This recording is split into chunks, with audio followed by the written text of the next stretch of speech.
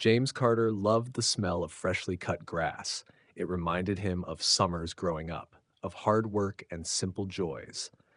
That morning, he was finally getting around to mowing the lawn of his new home, a charming two-story house he had worked his entire life to afford. The hum of the lawnmower filled the air as he pushed it across the yard, sweat forming on his brow. The neighborhood was quiet, except for the occasional sound of birds chirping and the distant chatter of a couple walking their dog. It was the kind of peaceful Saturday morning he had always imagined having in his own home. But then he felt it, a presence, the feeling of being watched. James turned his head slightly and spotted her, an older white woman standing across the street, arms crossed tightly over her chest. She had that look, the look James knew all too well, the kind that said, "You don't belong here." At first, he tried to ignore her. He focused on his mowing, determined not to let her ruin his day. But as he moved closer to the edge of his property, he caught a glimpse of her face. She wasn't just watching, she was talking. On the phone. James turned off the mower, letting the silence settle, and that's when he heard it. "Yes, he's still here," she muttered into her phone, her sharp eyes still locked on him. "No, I don't think he lives here. He's just mowing the lawn like he owns the place. Yes, he's black." James' hands tightened around the mower's handle. His heartbeat quickened, but he forced himself to breathe. He had heard about situations like this. He had seen the viral videos, read the news stories, black men being accused of crimes for simply existing in places some people thought they shouldn't be. And now it was happening to him. She was calling 911. James exhaled slowly, keeping his movements calm as he pulled out his phone. If things went sideways, he needed to document everything. A few minutes passed, and then sirens. A patrol car turned the corner, lights flashing, but siren off. They weren't coming in hot, which meant the woman hadn't spun this into an emergency yet. The car rolled to a stop in front of James' house. Two officers stepped out, one of them scanning the yard, the other approaching James. "Sir," the first officer said, "we received a call about a suspicious individual on this property." James took another deep breath. He had a choice here. He could let his anger take over, demand to know why he was being harassed in his own front yard. Or he could do what generations of black men before him had been forced to do: stay calm, stay polite, and hope for the best. "This is my house," James said, his voice even but firm. "I'm mowing my lawn." The officer hesitated, exchanging a glance with his partner. James saw it, the flicker of doubt. Before either officer could speak, the woman stormed forward. "He's lying," she snapped. "He doesn't live here. I've lived in this neighborhood for 20 years, and I've never seen him before." James let out a humorless chuckle. "Maybe that's because I just bought the place. Not that it's any of your business." The second officer, a younger man with a softer demeanor, frowned. "Sir, do you have any ID that shows this is your property?" James pulled his wallet from his pocket and handed over his driver's license. "If you need more proof, I have the deed inside." The officer took the ID, scanning it. Meanwhile, the older officer glanced toward the house, then back at James. "When did you buy this place?" "A few weeks ago," James replied. "Just moved in." The younger officer checked something on his radio, then gave a small nod. "Yeah, records confirm a James Carter as the new owner." The woman's face paled. "That can't be right," she muttered. "There must be some mistake." James turned to her, his patience thinning. "No mistake. I live here, and you just wasted police resources because you couldn't handle the fact that your new neighbor looks like me." The officers seemed satisfied, but just as they were about to leave, the younger one glanced toward the side of James' house. His brows furrowed. "Hey," he said, stepping closer. "Did you know your side gate is open?" James blinked. His what? He turned and followed the officer's gaze. Sure enough, his wooden side gate was slightly ajar, something he knew he hadn't left open. A prickle of unease crawled up his spine. Had someone been on his property? The older officer looked at the woman. "Ma'am, when exactly did you see him come outside?" She hesitated. "I don't know. Maybe half an hour ago?" James's pulse quickened. If he had been outside this whole time, then who had been inside?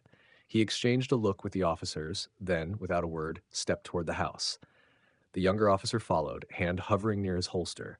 James's gut told him something wasn't right, and as he stepped onto the porch, reaching for the front door, he realized it was unlocked. His stomach dropped. He always locked his door. James pushed it open slowly, every nerve in his body on high alert. The air inside felt still, too still. Something was wrong, and as he took his first step inside, he knew this had never been about him mowing the lawn. It was about who had been inside his house the whole time. James' pulse pounded in his ears as he stepped into his house. The air inside was thick with something he couldn't quite place, not just stillness, but an eerie silence, like the house itself was holding its breath. The officer followed, his hand hovering near his holster, his partner lingering outside with the nosy neighbor still watching. James had locked this door. He was sure of it. "Stay here," the officer muttered, moving ahead cautiously. James wasn't about to just stand around, but he knew better than to argue with an armed cop in his own home. He clenched his fists, staying just behind the officer as they moved deeper inside. The house looked normal at first glance. Nothing seemed broken or out of place. But James knew his home. Something felt off. Then a noise. A faint creak from the back of the house. The officer stiffened, his posture shifting into high alert. He signaled for James to stay put and move toward the sound. But James wasn't about to let someone else check his house for him. His heart slammed against his ribs as he stepped forward, straining to listen. Another creak. The officer rounded the corner first, gun drawn. "Police! Show yourself!" Silence. James followed a few steps behind, his breath shallow, his eyes flicked toward the kitchen. Cabinets shut, drawers closed, no broken windows. Then he turned toward the hallway leading to the bedrooms. The officer was peering into a room, his shoulders tense. "Clear," the officer muttered, stepping back. Then James saw it. The attic hatch in the hallway ceiling. It was open, his stomach twisted. He hadn't been up there since moving in. He hadn't even touched it. The officer followed his gaze, his lips pressing into a thin line. He gestured for James to stay back, then reached for his radio. "We may have a suspect inside the residence, possible attic entry, requesting backup." James swallowed hard. Someone had been inside his house. Maybe they still were. The officer pointed to the attic opening, his gun raised. "If someone's up there, come out now." No response. A long, tense silence filled the house. Then, a shuffle. James's blood ran cold. There was someone up there. The officer's jaw clenched. "Come down slowly, hands where I can see them." Nothing. And then, without warning, a crash, a blur of movement. Something or someone dropped down from the attic hatch, landing in the hallway with a loud thud. James staggered back, eyes wide as a figure scrambled to their feet. A man, tall, wiry, dressed in dark clothes. For a split second, James locked eyes with him, wild, desperate eyes. And then the man bolted. "Stop!" the officer yelled, lunging forward, but the intruder was fast. He barreled through the hallway and knocking over a lamp as he dashed toward the back door. James barely had time to react before the guy ripped it open and ran. The officer cursed, tearing after him. James stood frozen for half a second before his legs finally moved. He sprinted to the doorway just in time to see the suspect leap over the fence and disappear into the neighbor's yard. More sirens blared in the distance.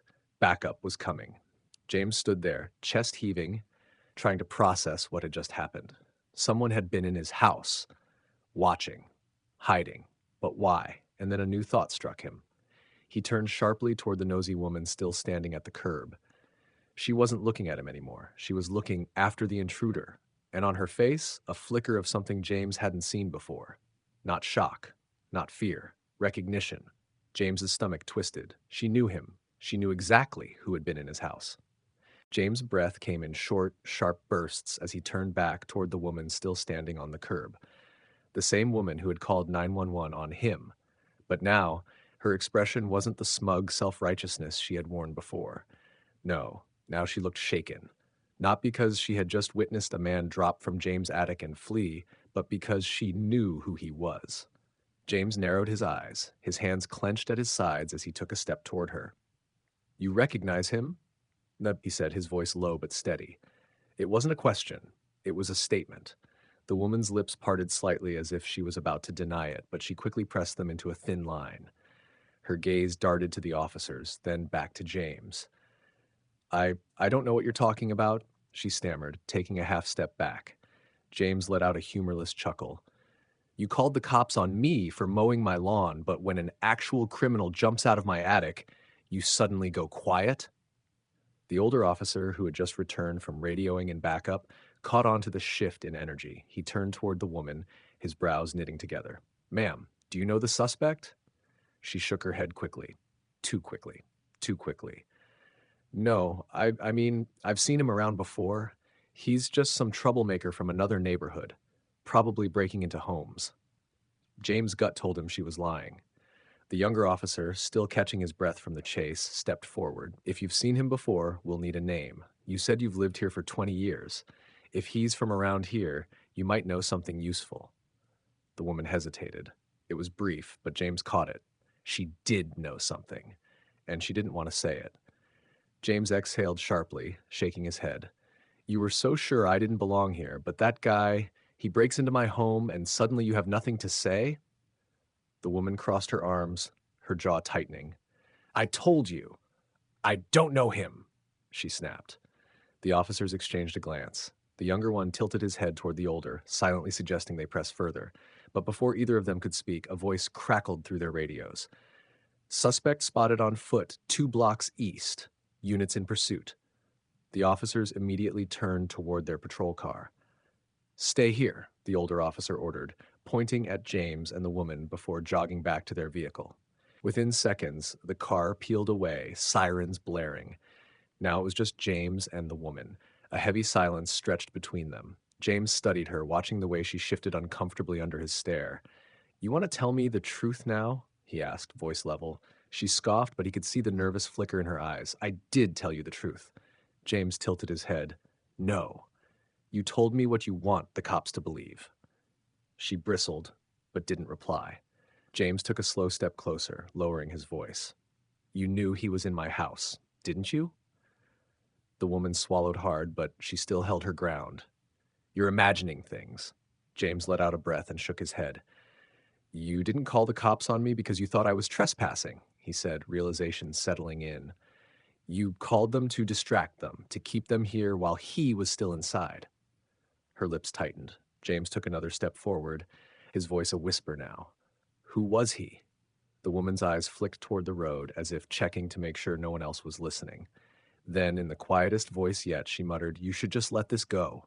James felt his blood run cold. There it was, confirmation. Let it go? He repeated, a bitter laugh escaping his lips. Let it go? Someone broke into my house, hid in my attic, and you want me to let it go? She turned away. You don't understand. James grabbed her wrist, gently but firmly enough to make her look at him. Then make me understand. She hesitated, her face pale. Then she yanked her arm free, took a step back, and shook her head. You don't want to know, she whispered. James's jaw clenched. Lady, I own that house. I have every right to know who the hell was inside it. The woman swallowed hard. Then, with a quiet, broken voice, she finally said it. He's my son. James felt like the ground had just disappeared beneath his feet. Her son? The woman took a shaky breath, wrapping her arms around herself. He's in trouble. He's been staying in empty houses, hiding from people who want to hurt him. James's mind spun. Why was he in my house? She hesitated, looking genuinely torn. Then she whispered, because it used to be his. James froze. The world seemed to tilt on its axis. He shook his head. What? The woman looked down at the ground. Before you bought it, this was our home. And my son, he never left. James' breath caught in his throat. The house was his. He had bought it. But now, he wasn't so sure he was the only one who had a claim to it. James stood frozen, his mind racing. He had prepared for a lot of things when he bought this house, paperwork, renovations, even adjusting to a new neighborhood that clearly had its share of prejudices. But he hadn't prepared for this. The house was his. He had signed the deed, moved in, made it his own. And yet, according to this woman, it wasn't just his. It had been hers. And her son had never really left. James exhaled slowly, forcing himself to stay calm. You need to explain, he said, his voice low but firm. The woman, whose name he still didn't know, looked away, her lips pressed tightly together. For the first time since their confrontation started, she seemed genuinely unsure of herself. My son, Daniel, she started hesitantly. We lived here for years. He grew up in that house. It was his home. James clenched his jaw. Was his home, he corrected. I bought it. Legally. Whatever happened before that has nothing to do with me. Her eyes flashed, and for a second he saw something else beneath her nervousness, resentment. But it disappeared just as quickly. "You don't understand," she said. "We lost the house. It wasn't supposed to happen, but it did. And Daniel," she trailed off, exhaling shakily, "he didn't handle it well. He couldn't accept that it was over." James narrowed his eyes. "So he stayed?" She nodded slowly. "He started sneaking back in. At first, just to look around. But then, when the house was empty, before it was sold, he started living there again. Hiding in the attic, sleeping in his old room like nothing had changed." James felt a chill creep down his spine. He had lived in this house for weeks. How long had Daniel been there, watching him? Listening? "You're telling me your son has been inside my house this whole time?" he asked, his voice tight with disbelief. She didn't answer right away, and that silence was more unsettling than any words she could have spoken. James took a slow step closer. "What was he doing? Just hiding?" The woman swallowed hard. He he thinks the house is still his, and when you moved in, he wasn't ready to let it go." A sick realization settled in James's stomach. "That's why you called the cops," he muttered. "You wanted to keep them here with me so he could get away." The woman flinched. James let out a bitter laugh, shaking his head. "Unbelievable. You had no problem trying to get me arrested, but when your son's breaking into homes, suddenly you want to protect him?" Tears welled in her eyes, but James wasn't moved. "Not yet. You have no idea what he's been through," she whispered. James let out a slow, controlled breath. "I don't care what he's been through. He broke into my house. He's been living in my attic like some kind of ghost, watching me, sneaking around while I slept." He shook his head. "That's not just sad. That's dangerous." The woman wiped at her face, her breathing shaky. "Please, if the police catch him, they won't understand. They'll think he's just some criminal. But he's not. He's lost." James exhaled sharply. "I could have been hurt. He could have been hurt.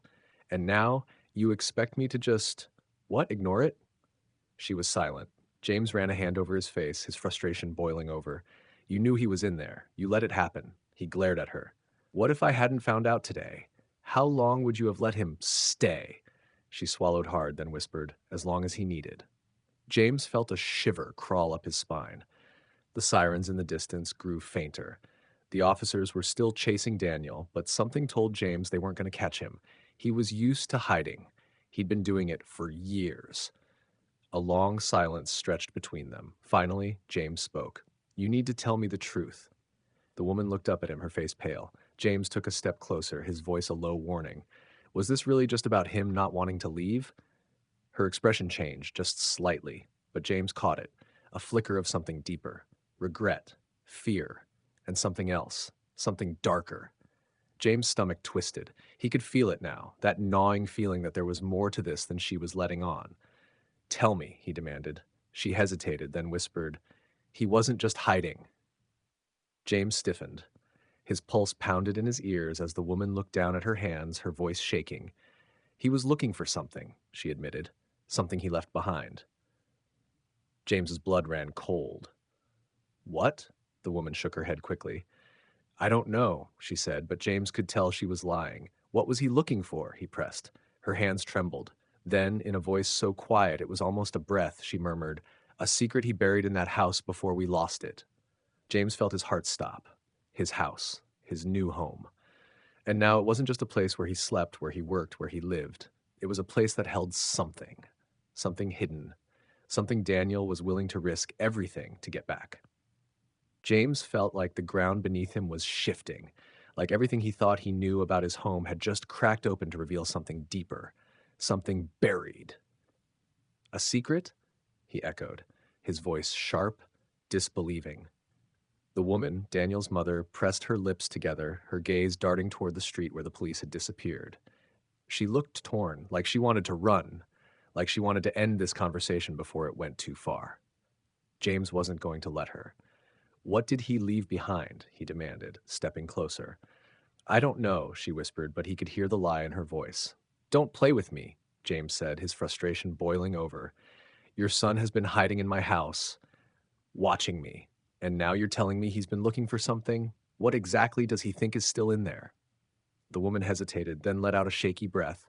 "Something dangerous," she admitted. James's stomach tightened. What kind of dangerous? She swallowed hard, avoiding his gaze.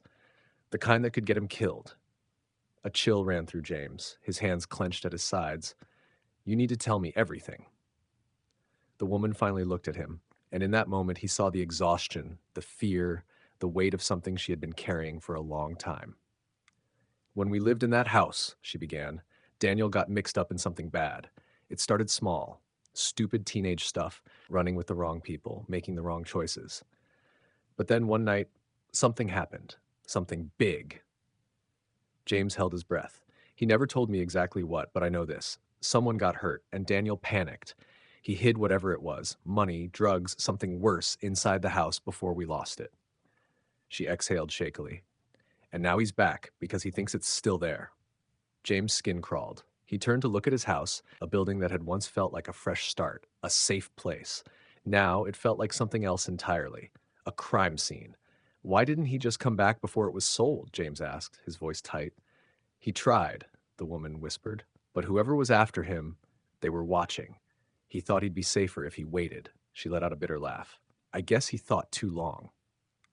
James ran a hand down his face. This was insane. And yet, it explained everything.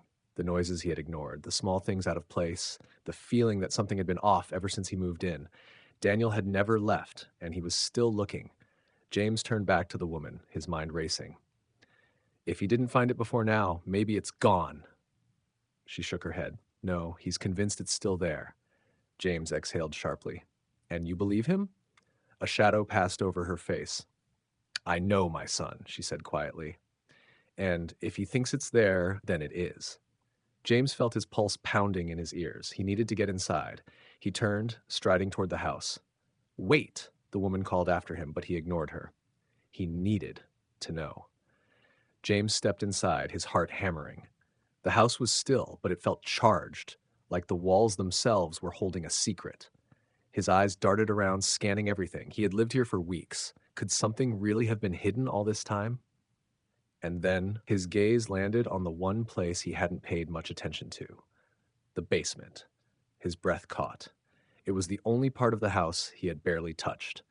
A deep sense of unease settled in his chest as he made his way down the narrow stairs. The air grew colder. The dim light flickered as he reached the bottom. His eyes swept the room, taking in the old storage shelves, the forgotten corners. Then he noticed something. A patch of the concrete floor that looked different. His heart slammed against his ribs. Slowly, cautiously, he crouched down. He ran his fingers over the rough surface, and there, a faint outline, a square. A section of the floor had been tampered with. James's breath came fast. He grabbed the nearest tool, a rusted crowbar leaning against the wall, and jammed it into the edge. He pried at it, his muscles straining. The concrete lifted slightly. James dug his fingers into the gap, pulling harder, and then the slab moved. A hidden compartment. James swallowed hard. He reached inside, his fingers brushing against something. Something solid, something wrapped in plastic. His breath hitched as he pulled it out. The package was old, but intact. He tore at the plastic, his hands shaking, and then his stomach dropped. Inside, bound in layers of tape, was a gun, and next to it, a stack of old, faded bills. And then the worst part, a phone. James picked it up, his hands clammy. It was dead, but the casing had a dried, reddish stain on it. Blood. His heart pounded in his chest. This wasn't just some forgotten stash. This was evidence, proof of something awful. And suddenly, he understood. Daniel wasn't just running, he was hiding from someone. Someone who wanted to make sure whatever happened that night never saw the light of day. James' mouth went dry. He looked up, his mind spinning, and then a noise, a footstep at the top of the stairs. James' breath caught. He turned sharply and locked eyes with Daniel, standing in the doorway, and behind him, a shadow. Someone else was there, someone who wasn't a cop. James' stomach twisted. This wasn't over. It was just beginning.